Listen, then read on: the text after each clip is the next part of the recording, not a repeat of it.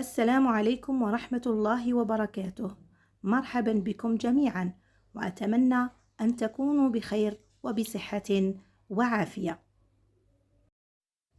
سأقدم لكم في هذا الفيديو تمرينا حول الفعل المبني للمجهول ونائب الفاعل وكيفية إعرابهما. نبدأ على بركة الله. اقرأ النص الآتي واستخرج الأفعال المبنية للمجهول ثم أعرب الجملة التي تحتها سطر. التعليمة واضحة. في يوم البيئة غرست الأشجار في الشوارع، وزرعت الأزهار في الحدائق العامة، ودعي الناس للمحافظة على نظافة مدينتهم، ووضعت لوحات توجيهية تبين أهمية الاهتمام بالبيئة والحفاظ عليها. إذن أستخرج الأفعال المبنية للمجهول. ما هو الفعل المبني للمجهول؟ الفعل المبني للمجهول هو الفعل الذي ضم أوله وكسر ما قبل آخره. يعني الفعل مثلا كتب يصبح كتب. فأنا لا أعرف من الذي كتب الدرس. كتب الدرس، لا أدري من الذي كتبه، مبني للمجهول، فناب المفعول به عن الفاعل. إذن الأفعال المبنية للمجهول في النص هي غرست، زرعت، دعي، وضعت. كل هذه الأفعال هي مبنية للمجهول. الآن سأعرب الجملة التي تحتها سطر في النص. زرعت الأزهار في الحدائق العامة. زرعت أو زرعت فعل ماض مبني للمجهول مبني على الفتح، والتاء تاء التأنيث الساكنة، كسرت لالتقاء الساكنين. كسرت لالتقاء الساكنين. الأزهار نائب فاعل مرفوع وعلامة رفعه الضمة الظاهرة في آخره، فالمفعول به ناب عن الفاعل وأصبح نائب فاعل.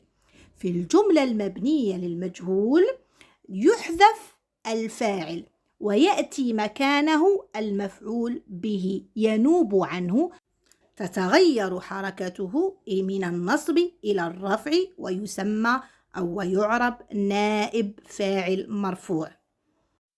إذن نعيد. زرعت فعل ماض مبني للمجهول لأنه ضم أوله وكسر ما قبل آخره. زرع مبني للمجهول مبني على الفتح الظاهر، والتاء الساكنة هي أصلها ساكنة لكنها كسرت لالتقاء الساكنين، فهنا عندما يلتقي ساكنين تكسر التاء الساكنة. الأزهار نائب فاعل مرفوع وعلامة رفعه الضمة الظاهرة في آخره. في حرف جر. الحدائق اسم مجرور بفي وعلامة جره الكسرة الظاهرة في آخره. العامة صفة مجرورة وعلامة جرها الكسرة الظاهرة في آخرها.